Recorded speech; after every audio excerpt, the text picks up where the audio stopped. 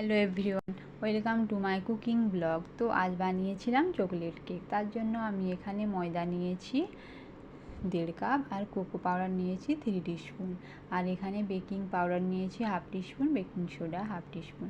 তো সবকটাকে এখন ভালো করে চেলে নেব, যাতে ওর মধ্যে গুঠলি না থেকে যায়।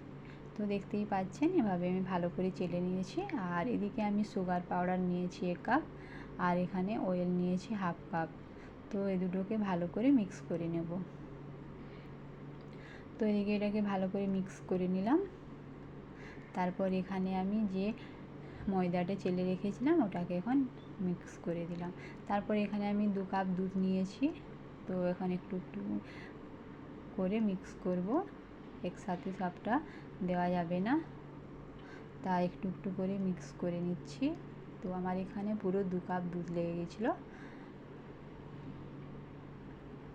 তো দেখতেই পাচ্ছেন, এভাবে আমি মিক্স করে নিয়েছি। এর ব্যাটারটা এভাবে থাকবে, না বেশি ঘন না বেশি পাতলা।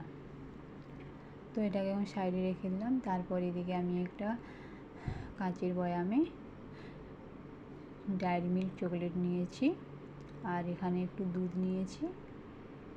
চকলেটটা এখন গরম জলের উপরে বসিয়ে দিলাম, যাতে ওটা ভালো করে মেল্ট হয়ে যায়। তো দেখতেই পাচ্ছেন চকলেটটা মেল্ট হয়ে গেছে।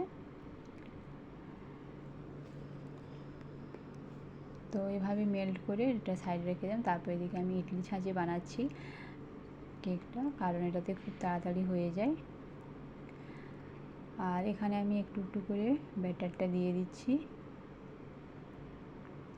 তারপর ওর মধ্যেখানে ওই যে চকলেটটা মেল্ট করা ছিল, সেই চকলেটটা মধ্যেখানে দিয়ে দেবো 1 চামচ করে। তো এভাবে চকলেটটাও দিয়ে দিচ্ছি।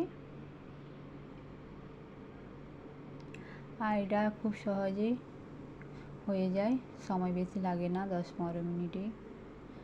তার উপর থেকে আবার ব্যাটার দিয়ে ঢাকিয়ে দেব।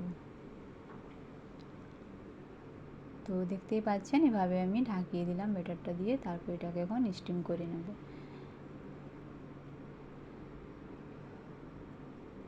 তো চকলেট কেক কম বেশি সবাই খেতে ভালোবাসে, বাচ্চারা তো প্রচুর ভালোবাসে খেতে, তার জন্য বাড়িতে বানিয়ে দিলে খুব সহজেই হয়ে যায়।